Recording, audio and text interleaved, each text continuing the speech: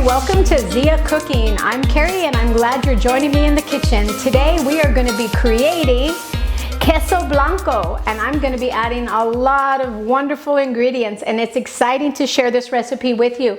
Make sure to hit subscribe, and if you like this video, give me some thumbs up and some feedback, because I love to see what happens when you create these in your own kitchen with your family. Let's go ahead and get started. I'm going to be creating a delicious Queso Blanco, and I'm going to be incorporating Espinaca, which is spinach. And this is a great way to get your family to eat lots of vegetables, which I'm always trying to do. And I'm also going to be doing a little bit of a special flair today, because I've been getting a lot of requests for people who want to know how to make a chili con queso without using a processed cheese that comes in a box that you buy off the shelf. So I'm going to show you how to make one that you'll find in a lot of traditional Southern New Mexico restaurants. So let's go ahead and get started. Today we're going to be doing a couple of different things, so I'm using 2 different skillets. Let's go ahead and get started. In our big skillet is where we're going to start the magic from happening, and this is the best way to infuse nutrients, minerals, all the vitamins that we need in our family's lifestyle. Because if I asked anybody if they'd like to eat a big bowl of spinach, most people in my house would say, maybe a little on a sandwich, Mom. But let's go ahead and get cooking, because I'm going to show you how we can reduce this down and add it to our cheese dip, and no one will be any the wiser, especially because I'm going to be using some green chili, and that is going to maybe confuse my little young ones who don't realize that they're actually eating spinach while I'm creating this. So in my skillet, I added just a little bit of olive oil. And when I say a little bit of olive oil, I'm thinking about maybe 1 tablespoon. And if we need more, we'll get going as needed. So the first ingredients, and I know I talk fast, but all of these ingredients are going to be listed in the description box below. But the first thing we're going to do is go ahead and we're going to start to add in these wonderful chopped white onion. Now, when you're using white onion, you can also use a yellow onion if you'd like to, or a purple onion when you're incorporating this. It's your kitchen, you do what you like.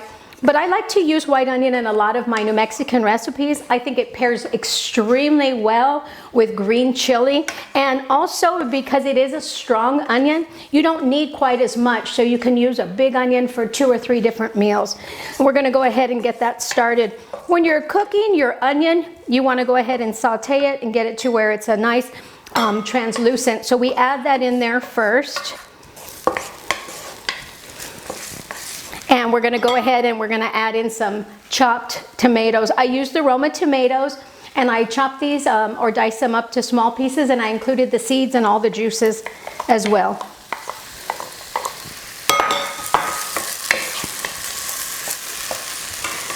Oh, I love the way that smells already.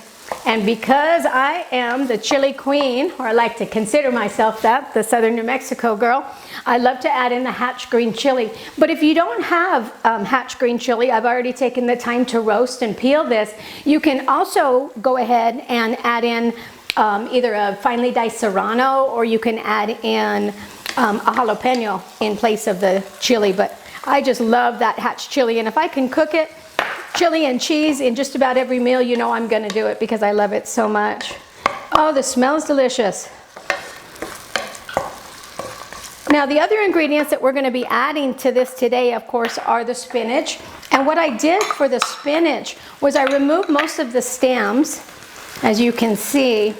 And this is baby spinach.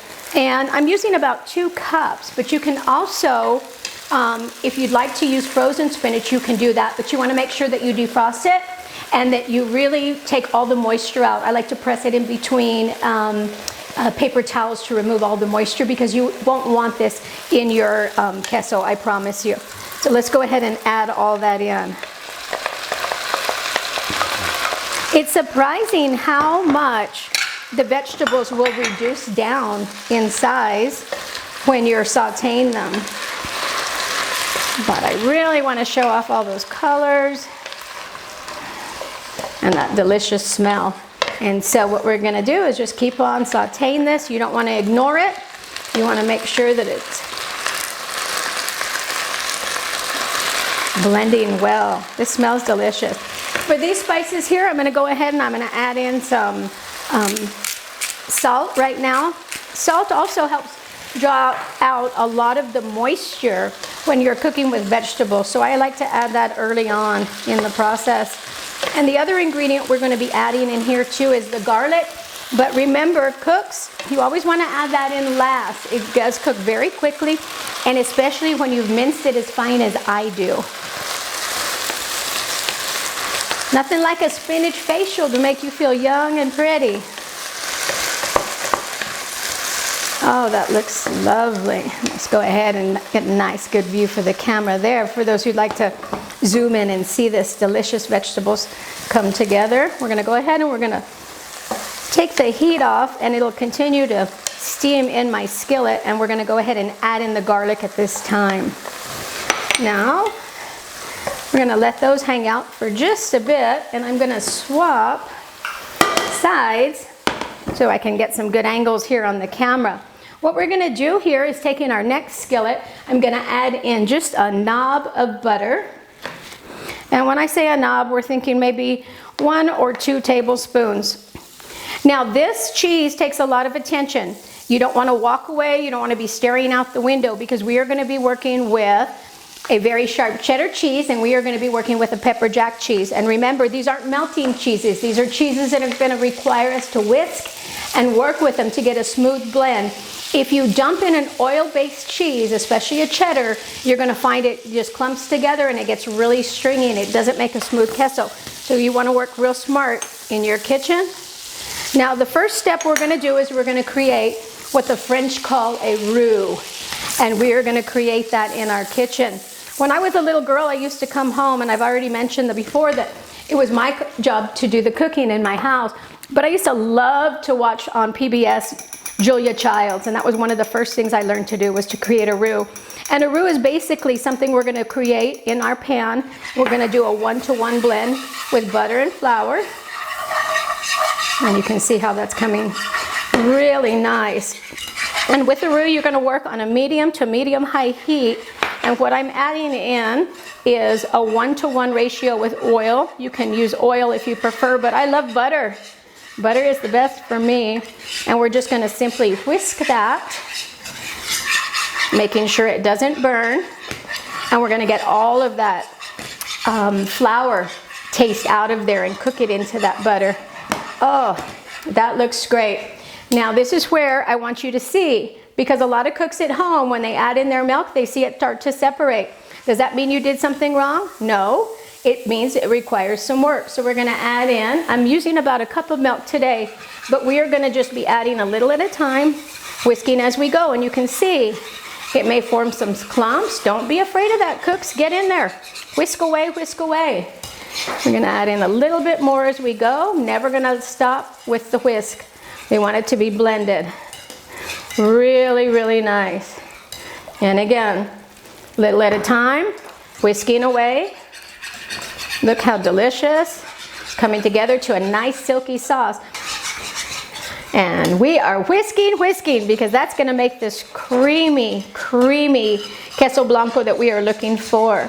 Now, I went ahead and I've already grated our sharp white cheddar, and I used a sharp white cheddar because I like the tang of it, and I also incorporated some pepper jack cheese. So how we're going to work this in is adding it to the roux that we've created, and we're going to add in a little at a time, and we're going to keep on whisking. Remember, this is also a great way to get a little bit of exercise in there running your whisk. So we're going to put that together. And again, cooks, don't be afraid as you see it start to get a little bit stringy. The more you whisk and incorporate it in with your milk, your butter, and the flour, you'll see it coming together so deliciously.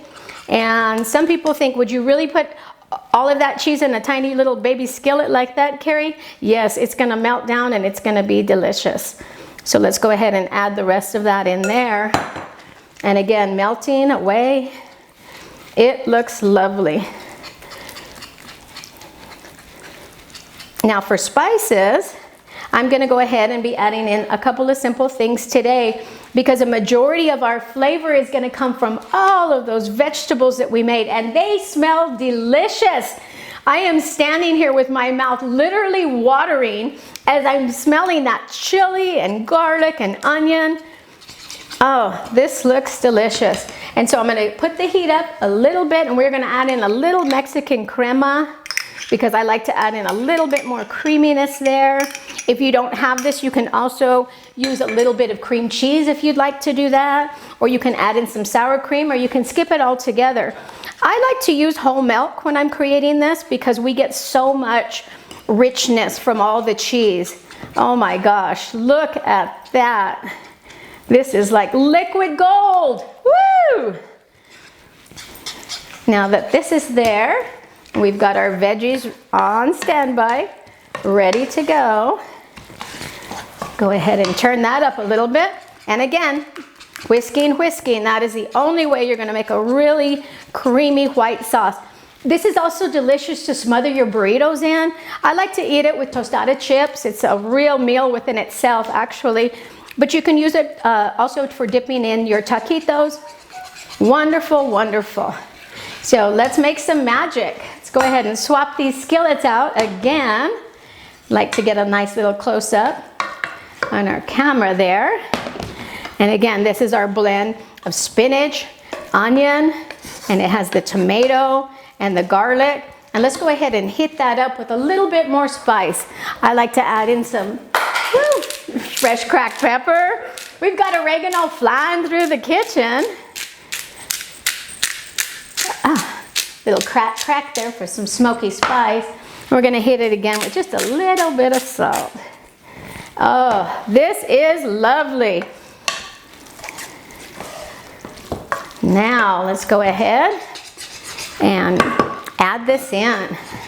I'm gonna go ahead and you can see the wonderful cheesy pour.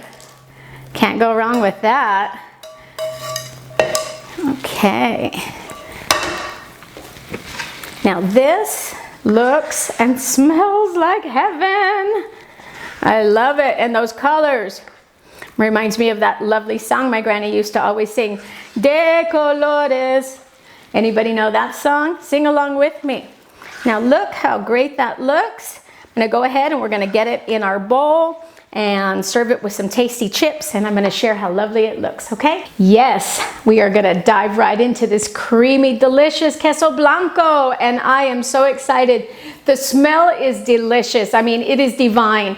Those roasted vegetables and all of that gooey cheese is just making me want to take a big bite, and I know you might be a little bit jealous, but I'm gonna do it anyway.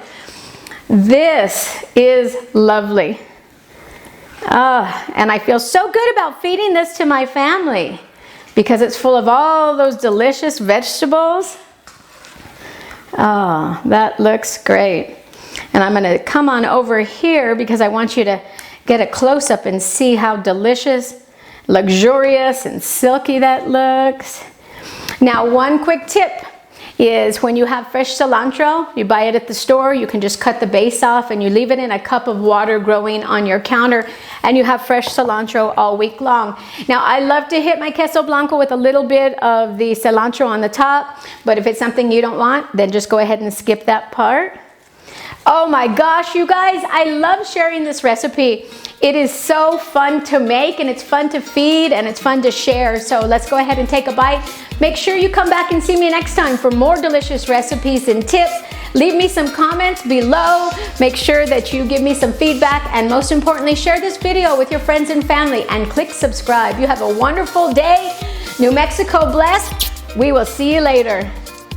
Oh yes. That crunch. Love it.